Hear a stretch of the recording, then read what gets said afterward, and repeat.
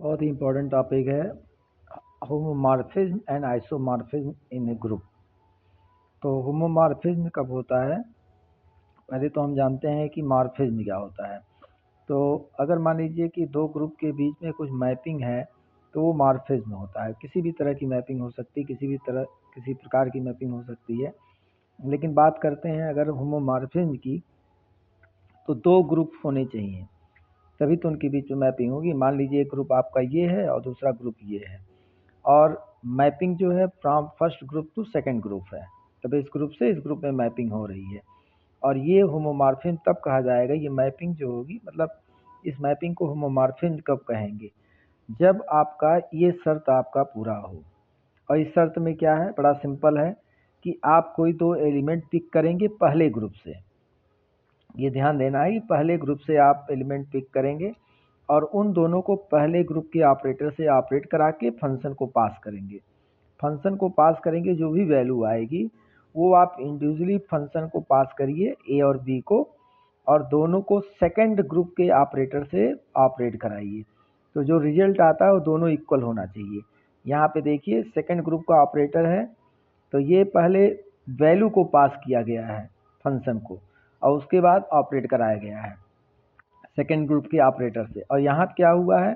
यहाँ पे हुआ है कि पहले फर्स्ट ग्रुप के ऑपरेटर से ऑपरेट करा दिया गया है, तब फंक्शन को पास किया गया। दोनों ही सिचुएशन में अगर इक्वल वैल्यू आती है तो वो होमोमॉर्फिज्म होगा। और बाकी तो मैपिंग आप जानते ही हैं कि इसके हर एक एलिमेंट का इमेज दूसरे ग्रुप में होना चाहिए, तभी ये जाके मैपिंग होगा, अदरवाइज मैपिंग नहीं होगा। अब मैपिंग के कई तरह के प्रकार होते हैं, ये आप जानते ही हैं। अगर यही होमोमॉर्फिज्म 1 to 1 और ऑन टू दोनों शर्त को पूरा करता है, 1 to 1 और ऑन टू, तो आपका यही होमोमॉर्फिज्म जो मैपिंग है ये आइसोमॉर्फिज्म हो जाएगा। होमोमॉर्फिज्म पहले से ही था, लेकिन एक और एक्स्ट्रा शर्त लगा दी गई, 1 to 1 और ऑन टू दोनों अगर फॉलो करता है, यानी कि बाइजेक्टिव है अगर आपकी मैपिंग, तो वो आइसोमॉर्फिज्म हो जाएगा। अब यहाँ पे देखिए पहले होमोमॉर्फिज्म का हम एग्जांपल देख लेते हैं। होमोमॉर्फिज्म के लिए एक एग्जांपल दिया गया। मान लीजिए एक ग्रुप ये है, दूसरा ग्रुप ये है, और ये फंक्शन इस तरीके से डिफाइन है, मैपिंग इस तरीके से। मैपिंग का कोई तरीका होगा, मतलब कैसे एक एलिमेंट दूसरे एलिमेंट से, पहले सेट के एलिमेंट से दूसरे सेट का एलिमेंट ऑपरेट कर मैप करेगा, उसका कुछ तरीका होना चाहिए। तो वो तरीका ये दिया गया है, वे ऑफ मैपिंग। अब यहाँ पे आप देखिए कि ये होमोमॉर्फिज्म है कि नहीं है। तो F of A equal to 2 पे पावर ए होगा, F of B equal to 2 पे पावर बी होगा, क्योंकि आरएचएस कैलकुलेट करने के लिए आपको ये करना पड़ेगा। अब अगर आप पहले दोनों को ऑपरेट करा लिए फर्स्ट ऑपरेटर से, पहले ग्रुप के ऑपरेटर से ए प्लस बी को, अब तब फंक्शन को पास किया गया, तो ये आया 2 पे पावर ए प्लस बी। और अब आप ये देखिए, इसको 2 पे पावर ए प्लस बी को 2a और 2b में ब्रेक कर सकते हैं, जो कि एफ ए और एफ बी के बराबर हो जाएगा।